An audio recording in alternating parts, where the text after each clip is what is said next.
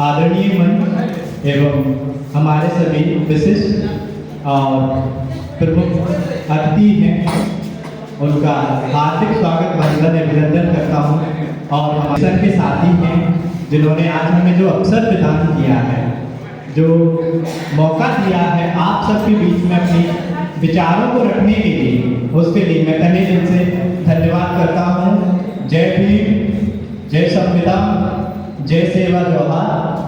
आप सबका पुनः धन्यवाद करता हूँ। मैं आपको ले चलता हूँ अपने वक्तव्य की ओर। तुम कितने ताकतवर हो ये अखाड़े नहीं किताबें बताएंगी। तुम कितने ताकतवर हो ये अखाड़े नहीं किताबें बताएंगी कि तुमने कितनी शिद्दत से पढ़ा होगा। क्योंकि ये कार्यक्रम रखा गया है वो स्टूडेंट्स यूनियन की ओर से रखा गया है, तो मेरा पूरा उद्देश्य रहेगा कि ये कार्यक्रम अपनी शिक्षा से जुड़ा बना रहे।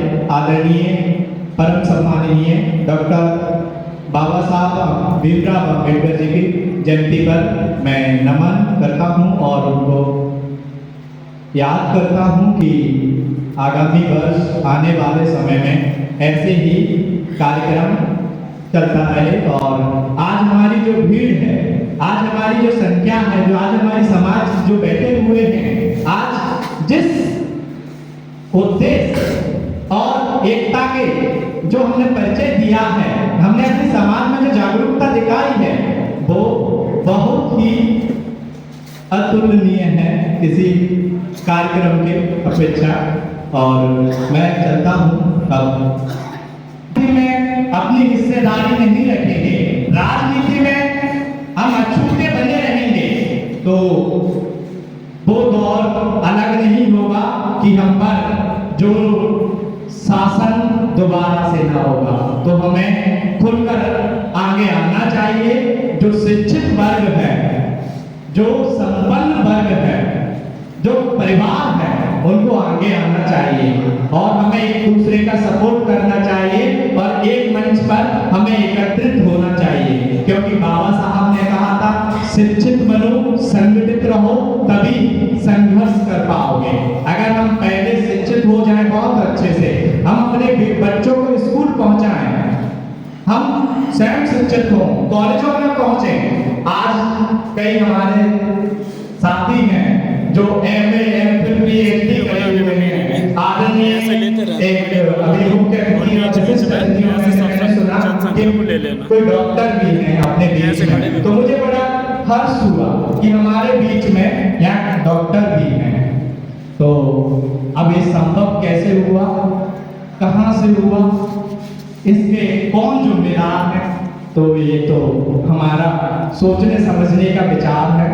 मैं उसी ओर अपना रुख मोड़ूंगा कि अनुच्छेद 15(4), अनुच्छेद 16(4), अनुच्छेद 340 ये सब ओबीसी के लिए है।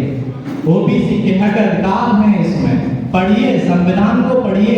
ओबीसी के लिए कमीशन गठन किया जा रहा था, तो कुछ लोगों ने साजिश के तौर पर उस कमीशन को रोकने का प्रयास किया गठित करने में, तो बाबा साहब ने उसका विरोध जताया और मंत्रिमंडल से इस्तीफा दे दिया। अब आप बताइए कि आज कोई इस्तीफा दे सकता है?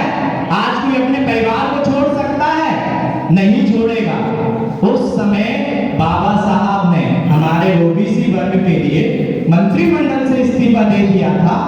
बताइए ओबीसी के लिए कितने बलिदान की बात करी थी, ओबीसी के लिए कितना किया है। पर लेकिन आज भी हम एससी, एसटी, ओबीसी 85% मूल निवासी अलग अलग बिखरे हुए पड़े हैं, पत्तों की तरह कि जैसे वृक्ष से सारे पत्ते गिर गए हों, ऐसे ही। और महिलाओं को उत्तराधिकार बनाया, पिता की संपत्ति में बराबर का अधिकार दिलाया, ग्रेजुएटी ग्रेड पे समान कार्य, समान वेतन, समानता का अधिकार, सामाजिक न्याय, तमाम ऐसी चीजें दिलाई। पर लेकिन आज महिला कहाँ जाती है? महिला किसको पूछती है? बाबा साहब के नाम पर।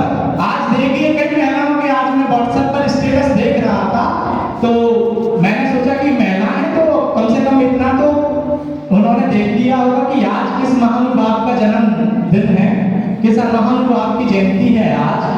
कि जिन्होंने हमें चार दीवारी कैद से हमें आजादी दिलाई थी, उस महानुभाव को भूल गई हैं। आज हमें महिलाओं को प्रेरित करने की जरूरत है कि बाबा साहब की देन है, जैसे सती प्रथा जैसे, दहेज प्रथा जैसे अनेकों कुप्रथाएं थी, उनको समाप्त किया, समानता का अधिकार दिलाया, सामाजिक न्याय का अधिकार दिलाया।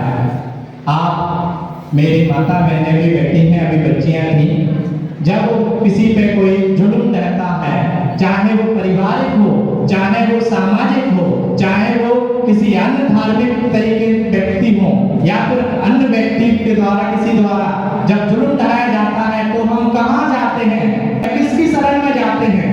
हम संविधान की शरण में जाते हैं। तो हमें मानने की जरूरत है।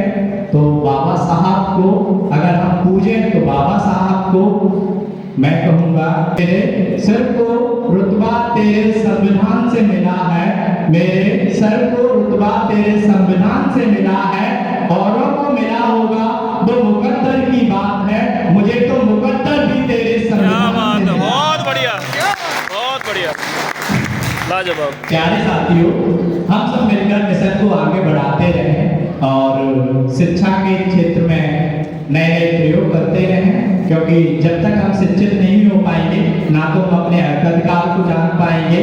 बाबा साहब ने कहा था कि शिक्षा वह शेरनी का दूध है, जो पिएगा वो धाड़ेगा। धाड़ेगा कैसे? कि अपने हक अधिकारों की लड़ाई लड़ेगा। आज नहीं तो कल होगा, ये सूरज तो उदय होगा, ये सूरज तो उदय होगा। अब मैं अपनी वाणी को विराम दूंगा, क्योंकि हमारे वरिष्ठगण और अतिथिगण भी बैठे हुए, हमें उनको विशेष रूप से सुनना चाहिए। धन्यवाद। बहुत बढ़िया।